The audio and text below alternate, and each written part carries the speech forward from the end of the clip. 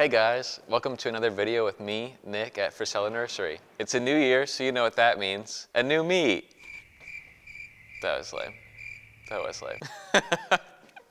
Anyways, I've come up with 5 healthy habits to form to help you get set up for a successful houseplant experience for 2023.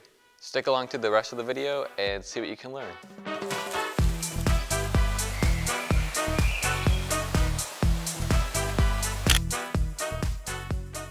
The 5 main habits that we'll be talking about today are observation, soil, air, water, and fertilizer.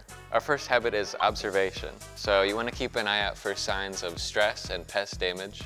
You have to understand what exactly a common houseplant problem will look like and understand whether it's an actual problem or it's just part of the plant cycle. For example, this plant is turning yellow, but if you notice, it's only on the bottom leaves, which is pretty normal.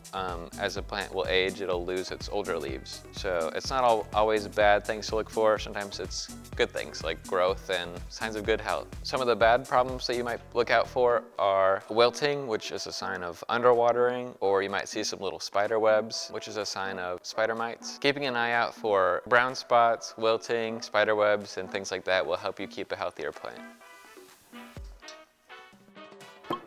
Watering. A big misconception about watering is having to schedule your watering so you don't forget. It's not always a clean cycle between watering. Sometimes plants will need an extra week or they need watered twice a week. It just depends on the time of year, the weather, the air humidity, and many other things. Instead, you should schedule a time to check the watering. So instead of watering every Tuesday, maybe you check it every Tuesday and see how it's doing. When you're keeping that observant eye, you're understanding the plant's natural cycles, so you'll understand maybe it doesn't need watered every week, maybe it needs watered every 2 weeks, and you can adjust from there. Just knowing your plants well enough will help you in the long run. Yeah, you're basically just building a relationship with these plants and you're understanding their language. So just make sure that you keep a keen eye on things and stay on top of it. Moving on, we have fertilizing. Fertilizing is one of the hardest concepts for some plant parents to grasp. The bottom line is that plants need fertilizer when they're actively growing.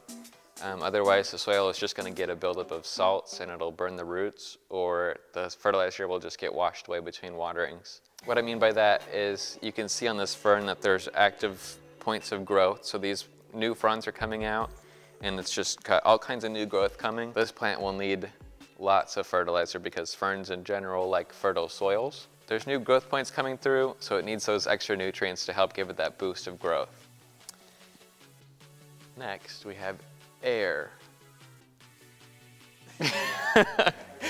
So a lot of plants will need humidity, and I have a mixture here to show that. Air in the soil is very important for preventing root rots, and air humidity is important for making sure your plant won't dry out. Just having a good airflow will help keep plants healthy, and making sure that your soil is aerated, so maybe taking a chopstick or a toothpick into the soil and kind of poking holes, being careful not to puncture the roots, of course, will help kind of incorporate air into the soil to prevent your roots from rotting if you do overwater. A good thing to keep in mind with air is some plants like to have a really humid environment while there's like a drier environment. So make sure you do your research on your plants and understand which ones are which. And to wrap things up, we're gonna finish our habits with soil. What I like to keep in mind when I think about soils is to be skeptical of them, especially if you're buying plants from big box stores or from chain nurseries. They're usually using a standard soil mix that's best for the short term, but they need to look good on the shelves and hold enough moisture to last between the employees watering them. So you should always research what soils your plants are native to and try to replicate it as much as possible. Like for succulents, they really like a sandy, coarse soil. And if you'd like to learn more about that and soil mixes, we did do a really good video on that recently, and I'll have the link here.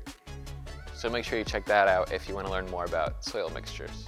So to wrap up this week's video, our 5 habits involve observations, understanding the cycles of the plant that you have, watering and understanding whether you're overwatering and underwatering, fertilizing, knowing when to fertilize and what signs to look for, soil and soil mixes, you can check out our video on that, and air, which involves knowing whether your plant's like a humid or dry environment and also making sure that you have good air circulation.